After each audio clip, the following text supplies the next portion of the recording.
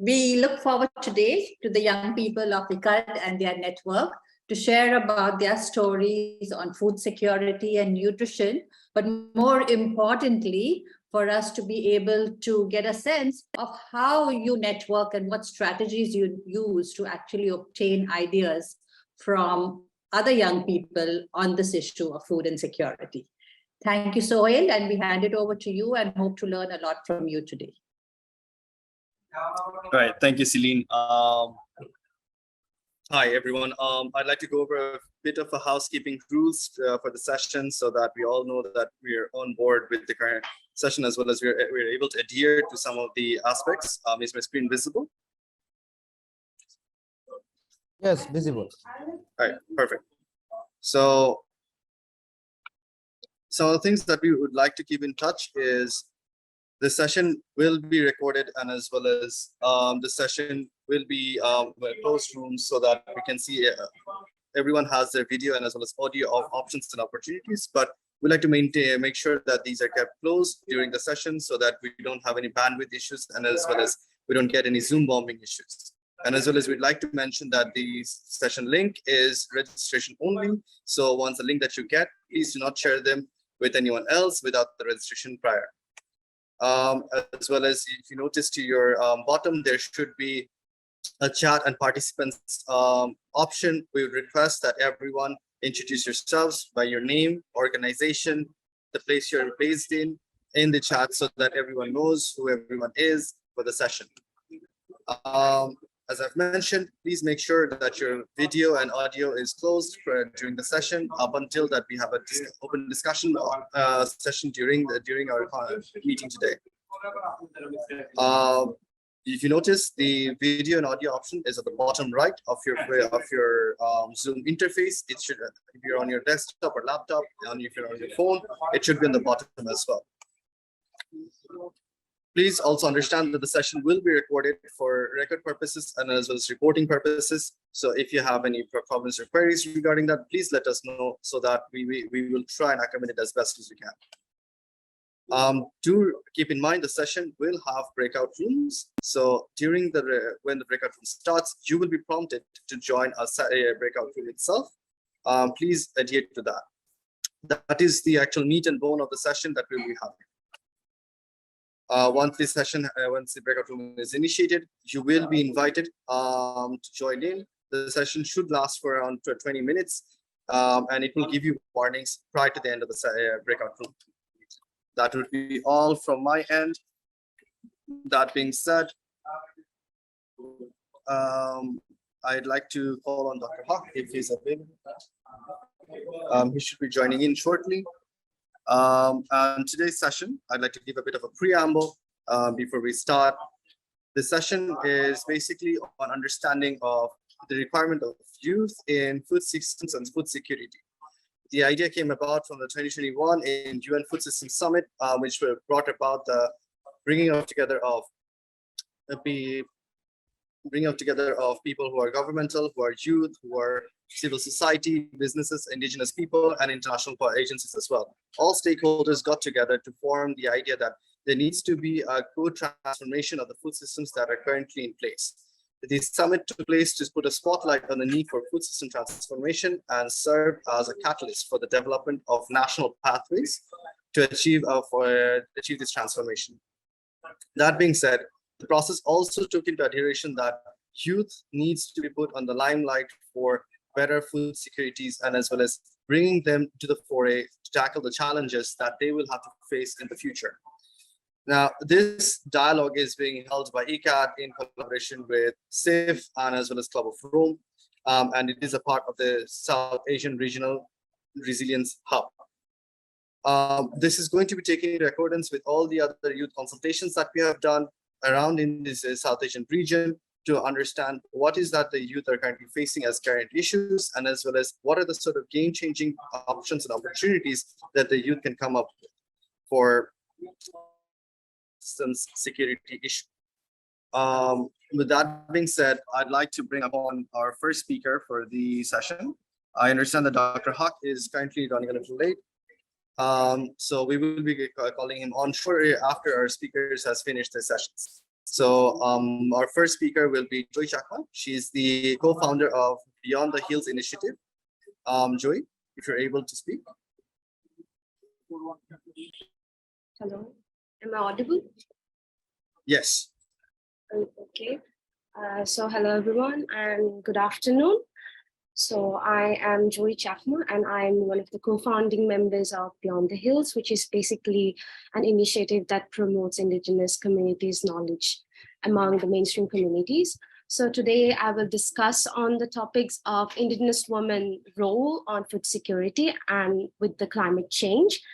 So I will begin with that the Indigenous communities' knowledge are more harmoniously linked to each other, that say that one element will eventually have another impact on each other. That's more like a string of causal effects that can also create imbalance in the natural world. So there are 53 Indigenous groups in our country, and I'm one of them, and I belong to Chakma community.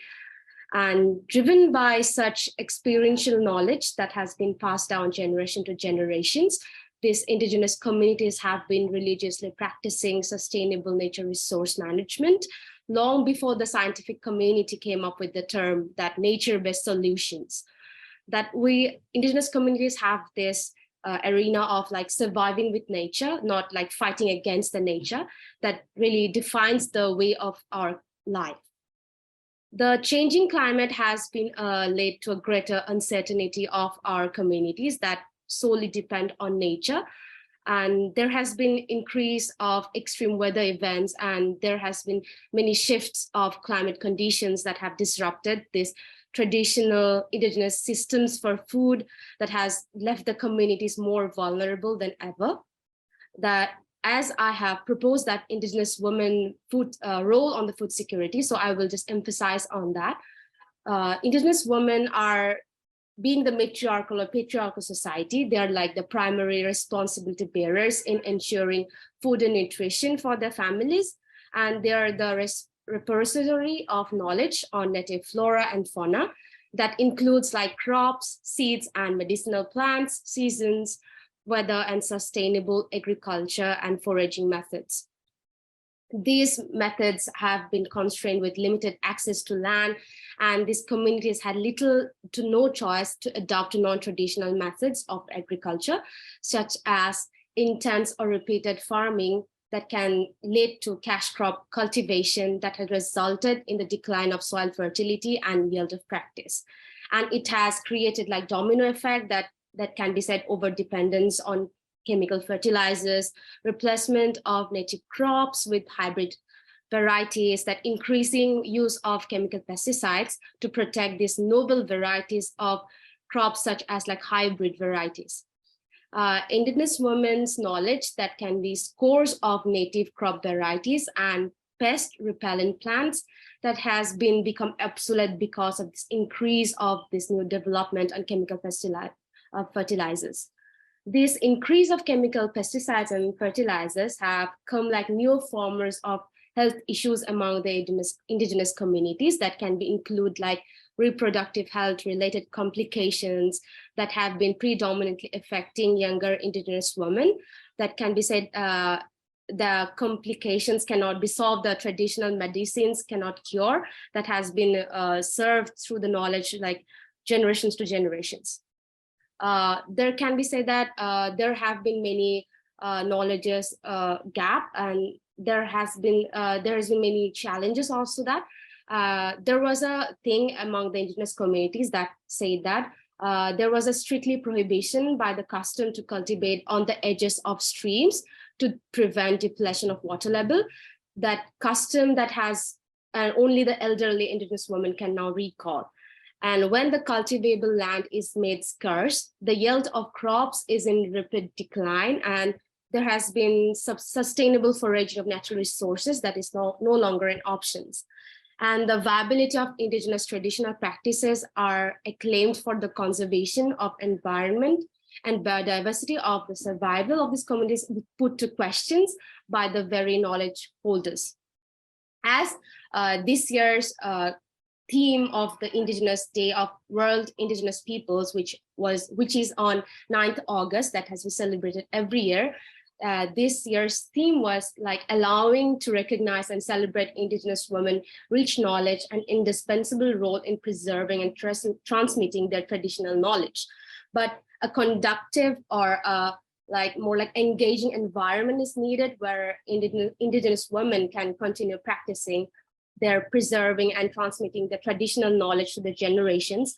It can be said precious inheritance of utmost significance in preserving this world cultural diversities as well as in conserving biodiversity environment.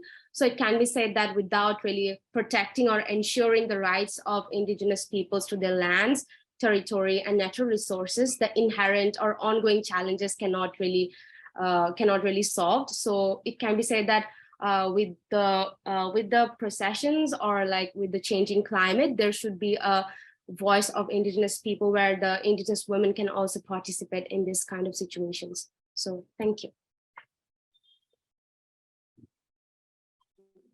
Thank you, Joy, for the wonderful talk on how there's a huge link between fertilizers and young women and their sexual reproductive health, and as well as how the depletion of water level, which not only affects crops and as well as food security, is a trait and as well as a knowledge that is only available to older Indigenous women and is now seen as a bit of a depleted argument as well as knowledge base.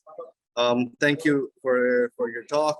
With that, I'd like to bring upon our second speaker for the session, who's Mehdi Hassan Bappi, is the Program Associate Youth and Adolescent Nutrition Global Alliance for Improved Nutrition, GAIN.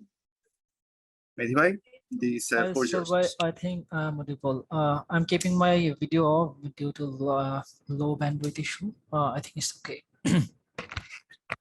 Hello everyone, this is Mehdi Hassan Bappi from GAIN Bangladesh. I'm working as a program associate at GAIN, as Shohail bhai just said. Thank you so much, ICCCAD, for having me in this discussion. I'm very happy to be here with all of you, and I'm looking forward to learning from all of the speakers and as well as the participant during the breakout session. And also, it would be a great pleasure for me to interact with Dr. Hawk also.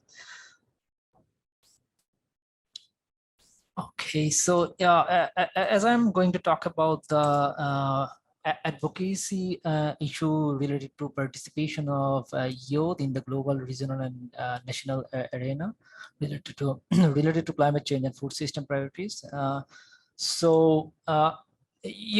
of all, if we see the current demographic cohort of our youth in Bangladesh and all over the world, the majority percent of the people are young people. So we are the largest stake of the peoples, and we have a strong influence that the policymaker related to the food system and in these issues are actually we can play a big role in this issue. And if we want to say the interest and need of the young generation are important, not only because like we are many, but because we all need indeed, and we are entitled to expect the decent work and livelihood as well as as long as the healthy lives yet. So to achieve this objective for so many people will be challenging in an era of ecological stresses. From a development perspective, like today's young generation is on the front line, as you can see, like in any social causes or any intervention, we are the young people who are more likely to accelerate and take action very immediately. And if I want to say about the local food system that we're talking about in this discussion, the local food system are garnered with increasing attention from the marketplace, policymaker, and also the public during past 2 decades. Probably, Shohail bhai said the last UN Food System Summit had drawn attention to the food system, also the youth participation in this process to make the voice of youth heard in this arena. And if we want to say more about the food system priority, we can see that during COVID-19, also the recent Ukraine-Russia war has made it more visible to us, like how important it is to talk about the food system and also the engagement of youth, why it is necessary. And if you want to say the youth engagement in the food system and supply chain, all those stuff, we've all have seen that in every arena of food system and supply chain, from the production, from food system, on-farm activities or off-farm activities, such as selling and produces in the market and processing food products and consumption for sale, and also running small grocery shop and a street food stall. And also in recent area now, we have seen the delivery food system in some of the cities also increasing day by day. So youth has a big role to play in this sector, and also actually parting big participation in the food system supply chain. But I do believe that the Tooties youth are more active and resourceful than ever. Like as I said a little bit earlier, also they are contributing a lot. But at the same time, to contribute in the food system, young people need to the knowledge, skill, and attitude to act properly. Because food system is a diverse issue and it's the most complicated thing. Because nowadays the word is getting popular day by day, but I think if the young people want to act very properly in the food system related to supply chain and all the stuff, so young people must need the knowledge, skill, and attitude to run any advocacy initiative, and need support and also the coordination at the same time. But let me share some of the example that I have gone through and worked through with young people related to food system and climate resilient agriculture. Again, we have a platform called Act for Food, Act for Change. So how GAIN is supporting the young people as a consumer, change maker, and entrepreneur. As a consumer, GAIN always prefer to support young people for make healthier food choices and bringing out their agency to choose. And also, as a change maker, GAIN is supporting youth campaigning for holistic food systems transformation and creating changes in the communities. And GAIN is supporting the young people for the campaign and holistic different initiative. And also GAIN is supporting the young people to be an entrepreneur, to set up and grow business for nourishing youth for next generation. As I said, the young people leading campaign Act for Food, Act for Change, one of the global initiative of GAIN. So this is the youth-led national and local campaign. Through this campaign, what young people are doing to contribute in the food system at Act for Food, Act for Change, there are 10 pledges that young people are taking individually to act, to promote and advocate within their community, locally and nationally, and also globally. So one of the key priorities of the 10 goals, if I want to say they are like, everyone should be able and afford healthy and nutritious food. The second goal is back sustainable farming to regenerate our soil and reduce damaging chemical.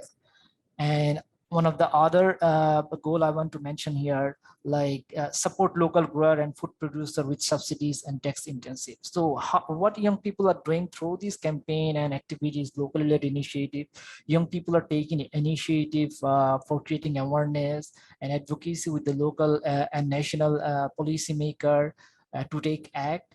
And also they're raising their voice in the high level forum in the global initiative also. Till the date, the Act for Food, Act for through the Act for Food, Act for Change campaign, it launched in 18th May 2021. 160,000 people pledged globally to act on Act for Food from 120 countries, and over 360 young people are actively working in Act for Food, Act for Change as a global youth leader.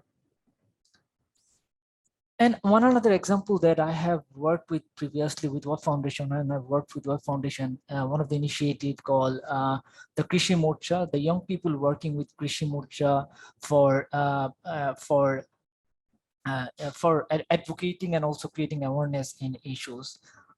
They are working in Borishal and Chuadanga district, as I sharing the example here. So they have been given the training of youth leadership and also some basic training of smart agricultural practices and advocacy skills. So what they're doing, they are trying to educate the farmers to produce using the smart technologies and climate resilient agriculture practices, and at the same time they're as an advocacy effort, they are making linkage with the government service offices, private sector, to get the service easily and fair price from the vendor service provider related to agriculture. So one of the examples, like young people are working with the like government official, Department of Agriculture Extension, and the farmers groups.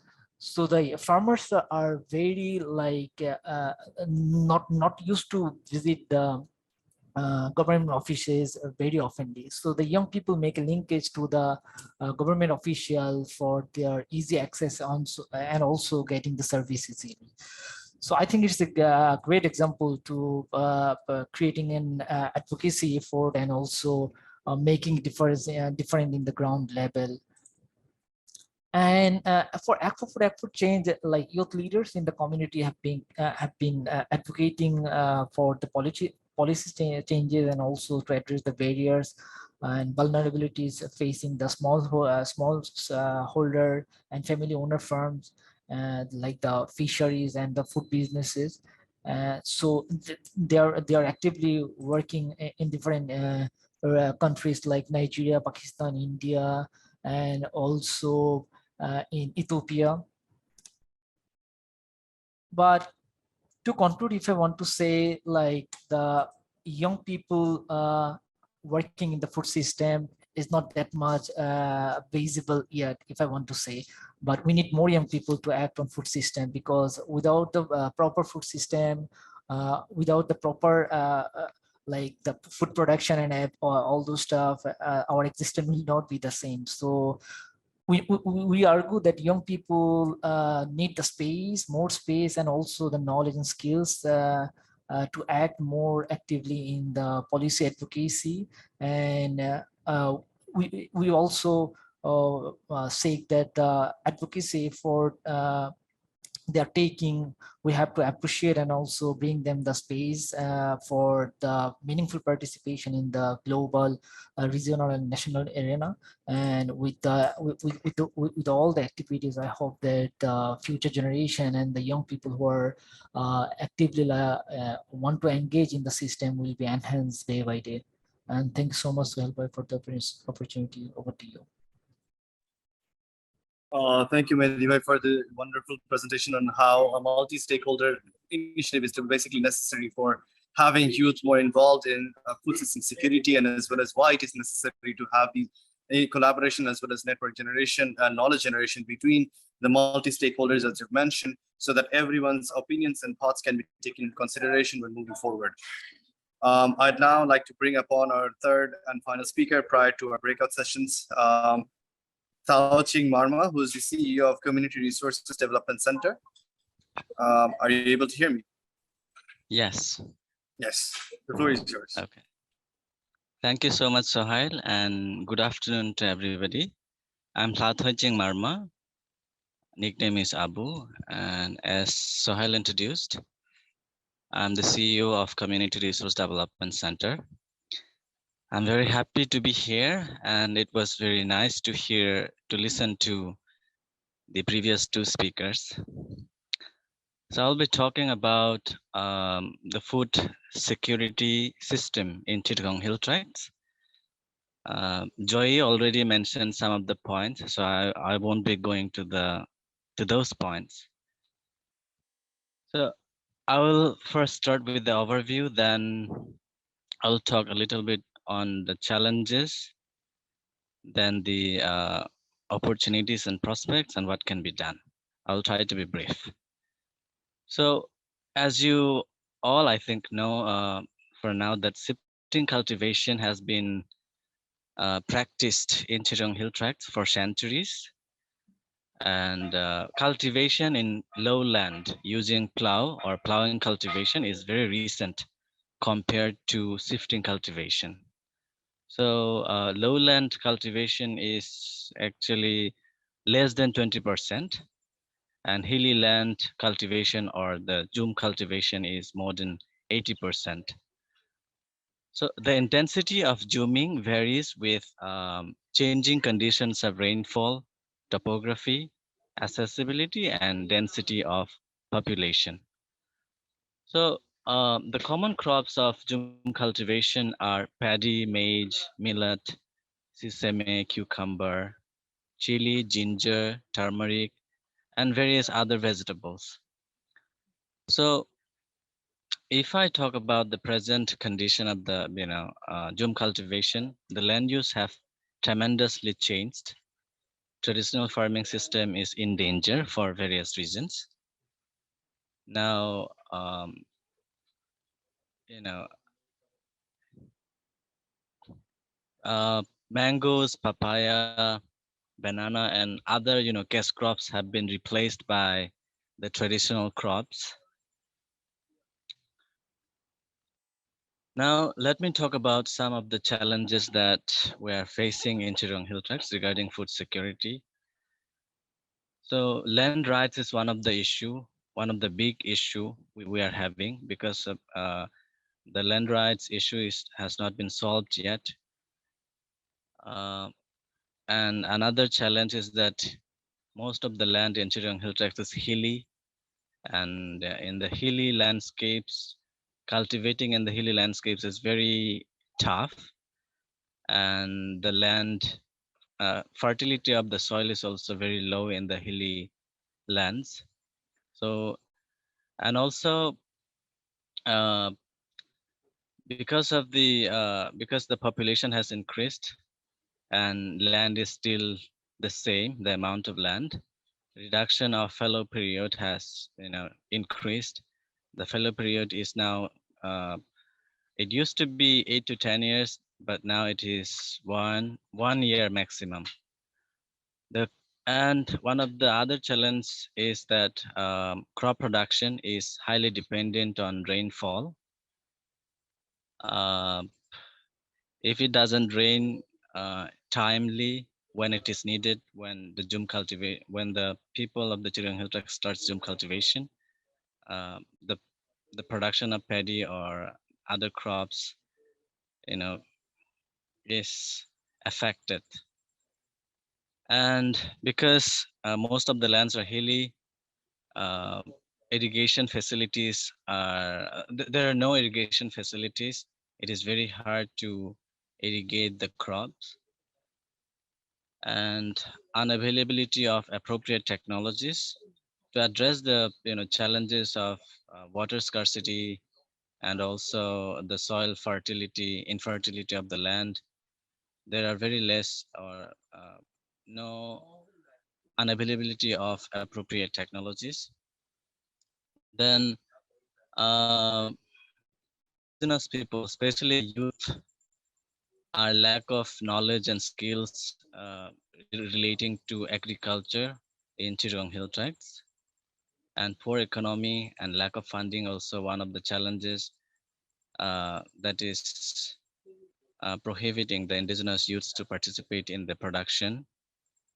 Then mindset towards agriculture. Most of the indigenous students who are studying in school and colleges and different universities are not that much interested in agriculture anymore, um, because the agricultural system in Chirang Hill Tracts is very tough, and they don't get enough price, they don't get enough benefit by doing agriculture in Chirang Hill Tracts.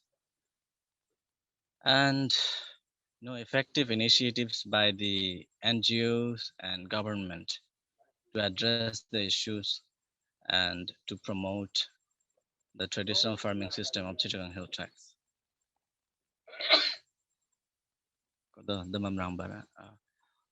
So opportunities, and let me talk about the opportunities and prospects.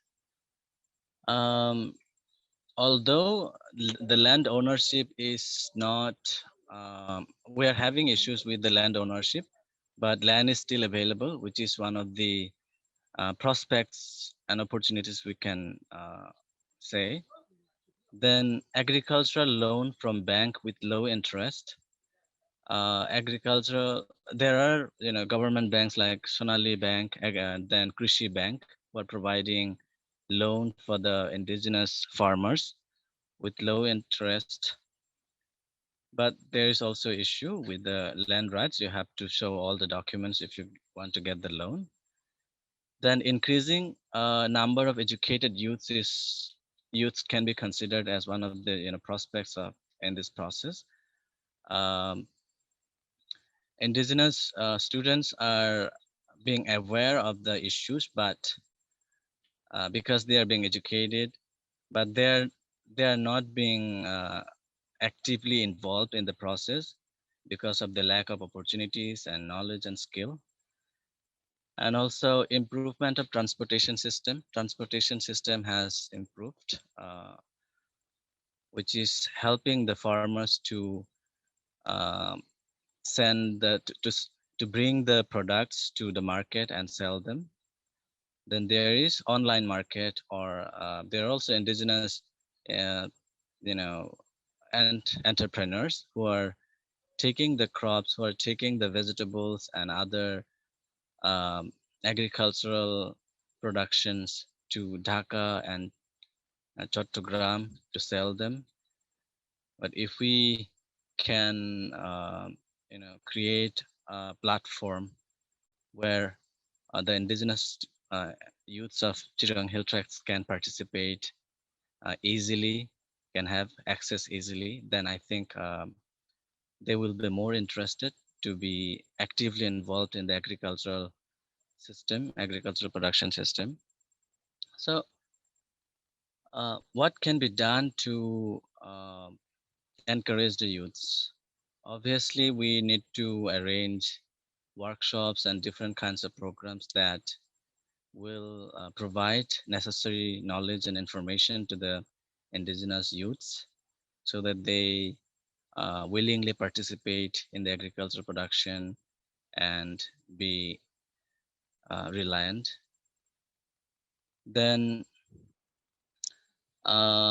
we should try to provide zero interest loan program to the indigenous youths, and also modern technologies can be introduced in Chittagong Hill Tracts. We don't have uh, modern technologies available in the area, um, and also because the traditional agricultural system is becoming very hard to continue day by day because of the low production, and also uh, as the youth indigenous to as the indigenous youths are studying and they are not capable of doing the traditional agricultural system, and also they are not aware of the traditional agriculture system, and which is not also possible anymore because of the lack of land and lack of various other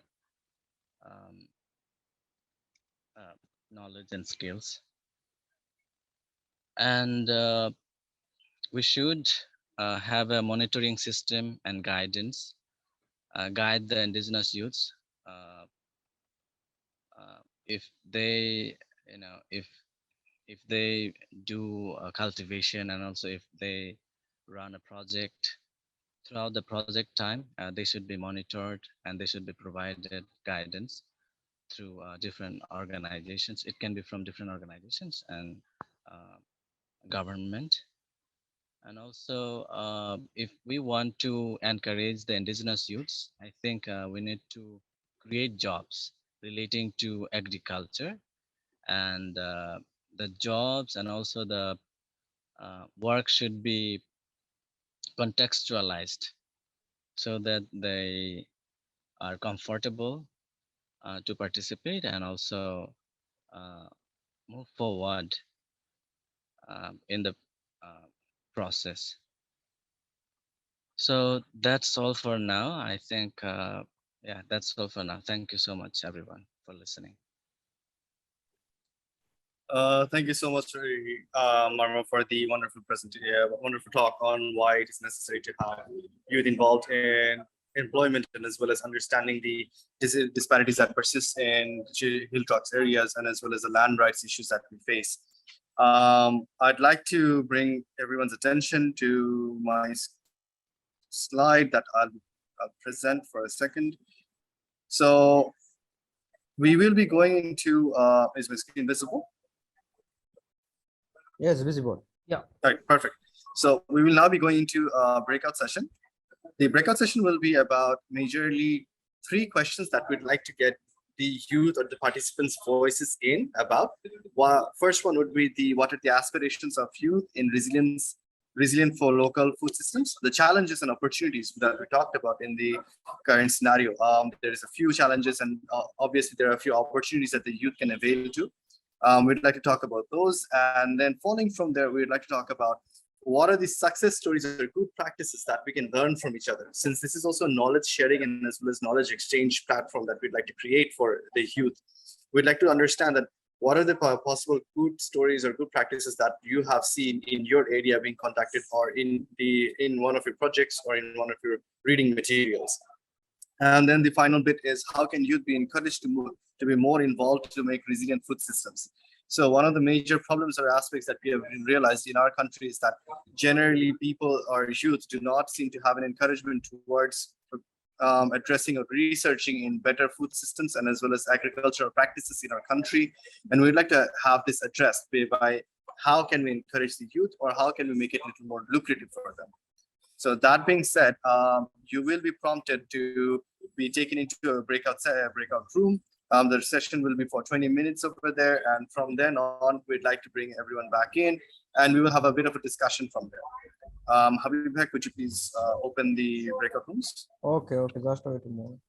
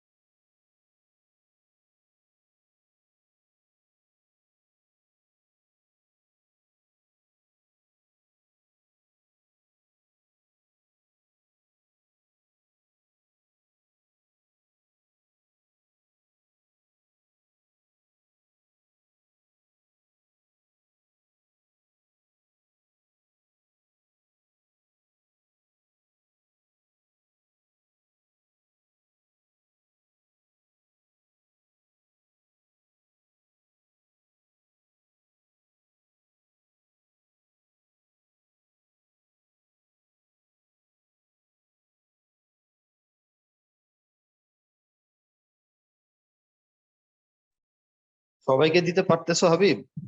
ব্রেকআউটের কেউ শুনবে না, এখানে যারা আছে তারা শুনবে শুধু। হ্যাঁ সবাইকে তো দিছি, যাচ্ছে তো।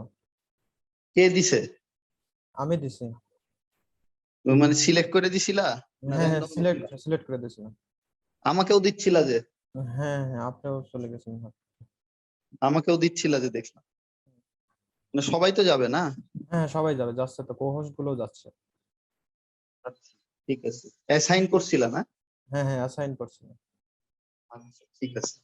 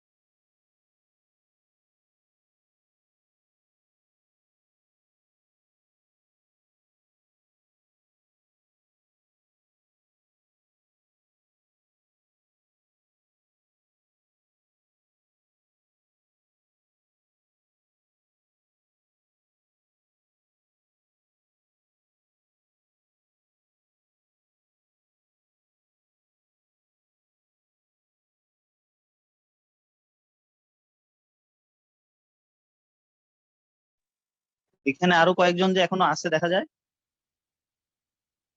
তো জয়েন করতেছে না এখন। জয়েন করতেছে না না?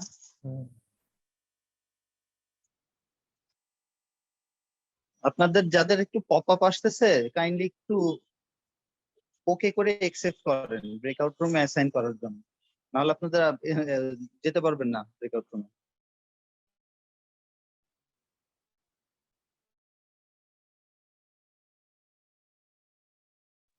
কোনো দিছে,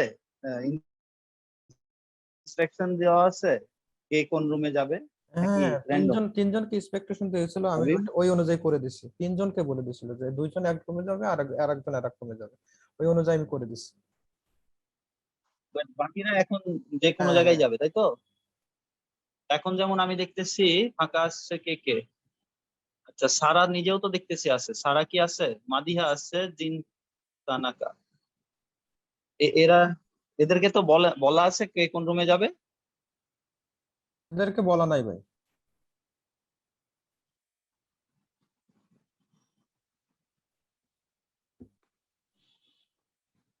বলা নাই বলতে এরা যাবে কোথায়? মাদিহা আপু, যেমন মাদিহা আপুকে রুম টুমে অ্যাসাইন করে দিছে, যাইতে পারে এখানে। আবার সারা আপু আছে আপনার কোথায়, রুম ওয়ানে, সে এখানে যাইতে পারে।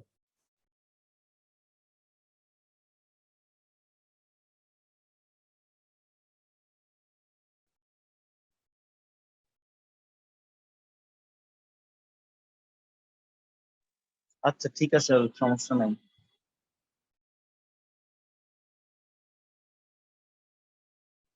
এই যে এখন একজন জয়েন করলো আবার। হ্যাঁ,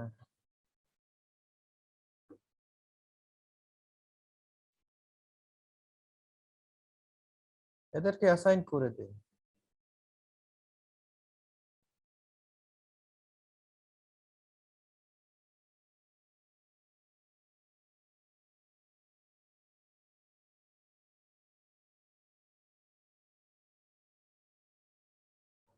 মাদিহা আপু অ্যাসাইন হয়েছে, আমি চেঞ্জ করে দিছি। সারা আপু এখনো করেনি। হ্যালো, হ্যাঁ হাবিব কিছু বলতেছো? না না, বলতেছি মাদিহা আপুকে চেঞ্জ করে দেওয়ার পরে ওনা ঢুকতে পারছে, হয়তো পপ আপ বাটনটা পাইছে। উনি একসেপ্ট করতেছে না, এরা অন করে বসে আছে। আচ্ছা যেমন সারা কি আসো? সারা নাই। মাদিহা শোনা যাচ্ছে আমাদেরকে? মাদিহা নাই তো এখন? হ্যাঁ, মাদিহা আপু অলরেডি জয়েন করে নিছে, দেখি আমি কোথায় জয়েন করছি। আচ্ছা বোঝা গেছে, এটা ওরা না মানে সাইলেন্ট। আচ্ছা মোহাম্মদ ইউনুস, ওনাকে একটু ট্রাই করো। হ্যাঁ হ্যাঁ, দেখি মোহাম্মদ ইউনুসকে আমি অন্য জমে দেখি কি পাচ্ছি। ডোন্ট ওয়ারি, হ্যাঁ সমস্যা নেই। ওকে, মানে ভাই, হয়ে গেছে, মানে গুড জব, ঠিক আছে।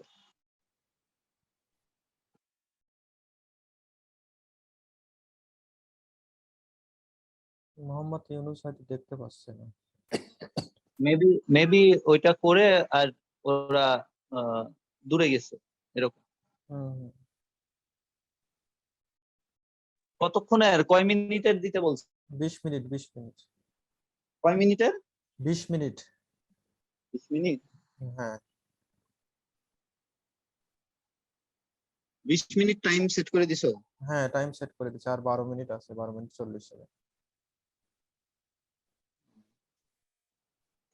আচ্ছা ঠিক আছে, প্রবলেম নাই।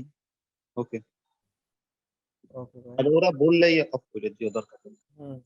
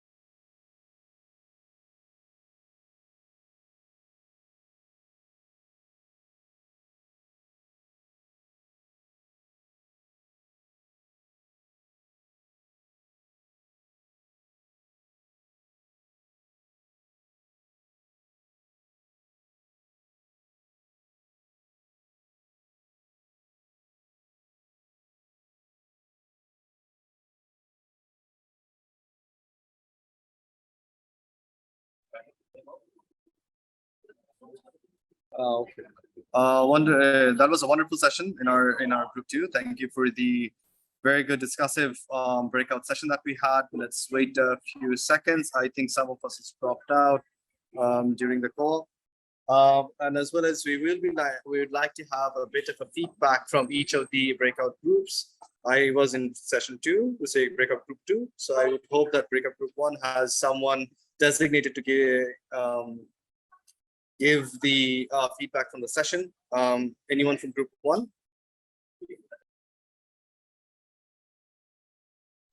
Sakib bhai, would you like to? Thank you. Sorry, I think I just had a network issue joining back in from the breakout. So we did sort of mull around a little bit on the discussion questions that we had. However, we sort of transferred on to a little bit more on the topic of how to be having a more inclusive youth participation in the agro food systems industry, getting youth a little bit more involved in agriculture, which we see in other countries. Celine and some of our colleagues also mentioned quite a lot of interventions that are happening across in other areas in Asia. And as yet, we haven't really seen a similar uptake within Bangladesh. And we focused a little bit on our discussion about how to be a little bit more alluring for the youth to get involved in the sector, and some of the challenges of why perhaps the youth are not engaging at the moment. Some of the areas of just a lot of the youth feeling that this is not really a very prestigious or lucrative industry to get into, just because of the kind of focus and opportunities that they see, that they don't see this being a very good option as yet. Trying to highlight those things using a lot more young people that are working these sectors, giving them a lot more airtime, perhaps a lot more social media presence, and allowing the youth to know that this is an area that they should be getting involved in and being innovative. There's quite a lot of work that in other countries, the youth are the ones that are making the innovations happen. They're using the new different systems. They're using more technological systems. And these are areas where the youth have a vested advantage, perhaps. A lot of traditional farming methods, which are now adapted into the newer climate models that we need for it to be more resilient and more food secure. There's a lot of evidence to support that youth involvement in these areas are very, very profitable and very, very opportunistic and very lucrative for people. So I think ours maybe veered a little bit away from the main core bullets that we had, but it still gave us a little bit of an insight. And if I maybe glossed over a few of the points, please, members of my group, feel free to chime in. But that's it from my side, Joel.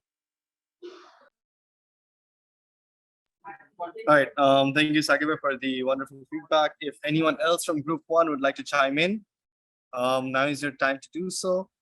Otherwise, we will be heading to group 2, where we will be having the session feedback from 2 different participants. I'd like to call on Anthony and then Hawaiching Marma. Anthony.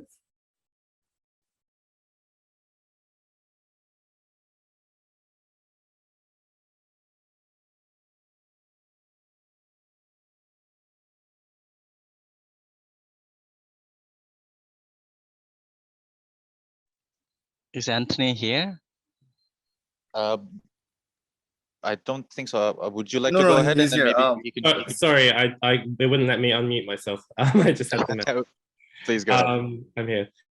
Yeah, so we had a good wide-ranging discussion, and yeah, anyone chime in if I might not have captured everything, but there were some nice points made about how we can kind of encourage the youth to get involved with food security and kind of adopting locally produced food and locally produced produce, and you know how adoption of that, of wanting to eat locally, could then feed into kind of local businesses and local markets and encourage them to also take that up.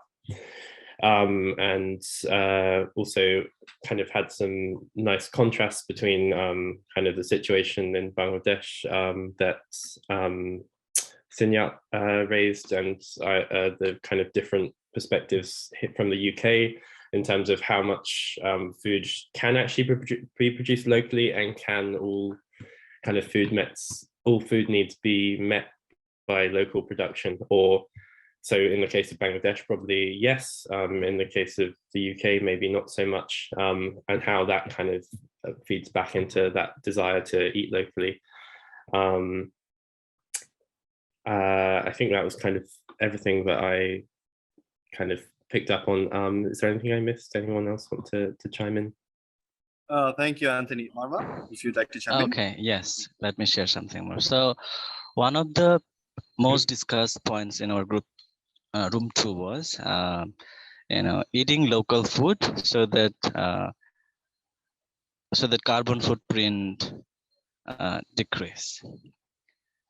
And also the other point was flexible market, creating local flexible markets so that local people can have better access to market and sell the products, and in that way the local youths will be also encouraged to be actively involved in the agricultural system or creating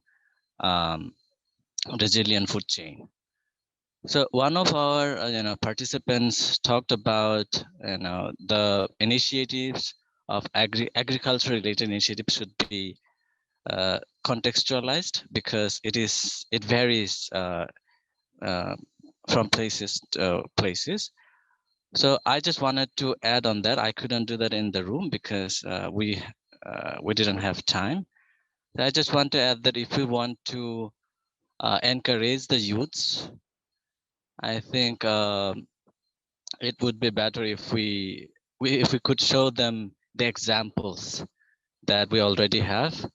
Even in Bangladesh, we can see that there are youths who are taking initiatives on different sectors of agriculture, and they are being successful.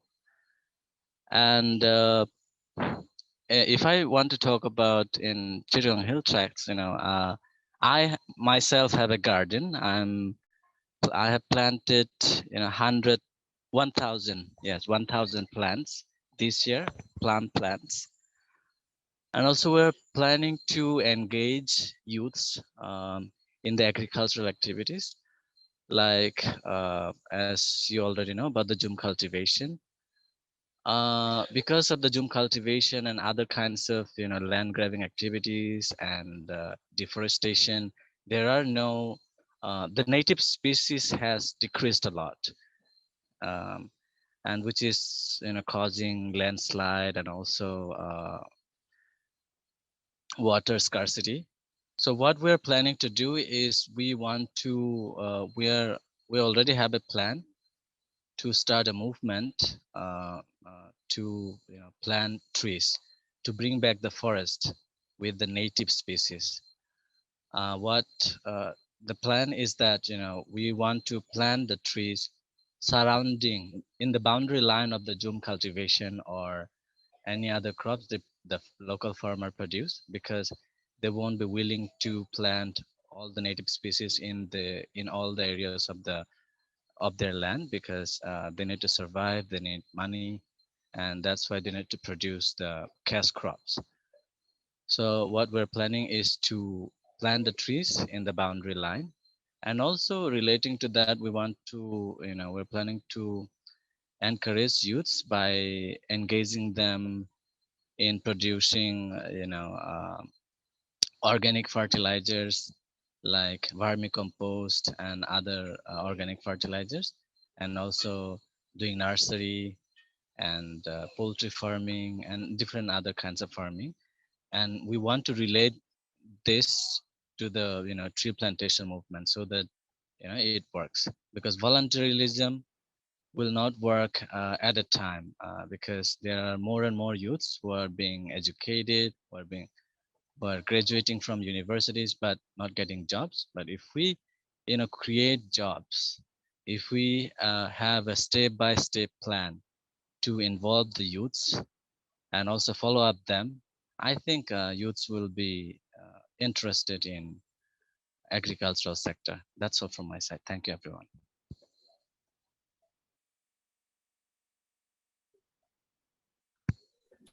All right, thank you so much for the very good feedback from the breakout sessions. I have posted something in the chat. Actually, no, I haven't posted it. I'm posting it. So I posted something in the chat. It is a Menti link. It is for the current demography that we have and which regions you guys fall under. If you could fill that out, it would be really good for us. This is needed for our this is for our reporting requirements.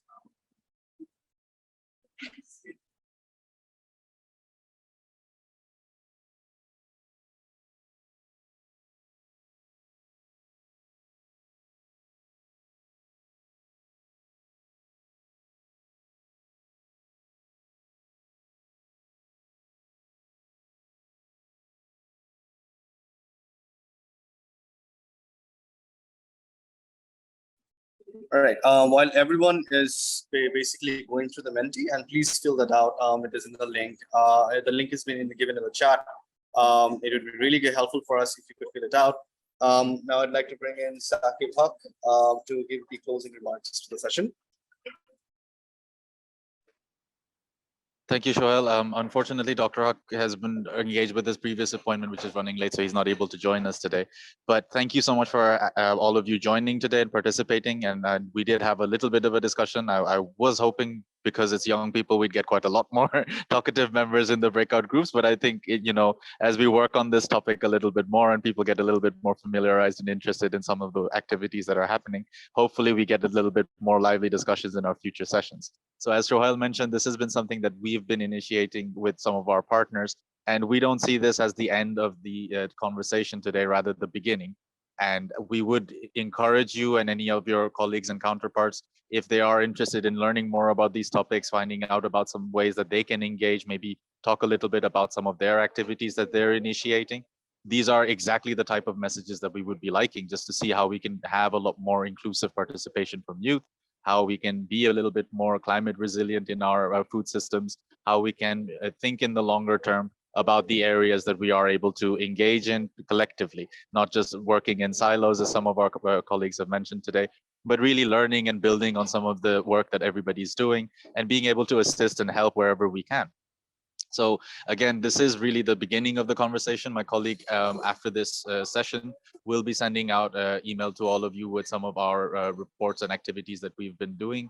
If you're interested in learning, please do feel free to share those along your other colleagues and friends. If you are among any university networks or any community groups that are interested in these activities, please go ahead with that. Mehdi, if you'd like to maybe just make some comments from your side. Saqib, after finishing I will make a quick announcement. Yeah, you can. G, please go ahead. So yeah, this year I'm acting as a Conference of Youth COI 17 country contact point. Like for those who are actively engaged in the climate action initiative and want to participate in the COI 17 that is going to happen in Egypt, November 2 to 4 November. I have put in the application link in the chat box. You can complete your registration process by 10th October. And I'm giving that link once again so that you can easily access the registration link. So the deadline is 10th October. So if you guys are interested to join the COI 17, please feel free to ask any question later of the discussion, or you can directly complete the application process. Thank you so much. Bye. Over to you.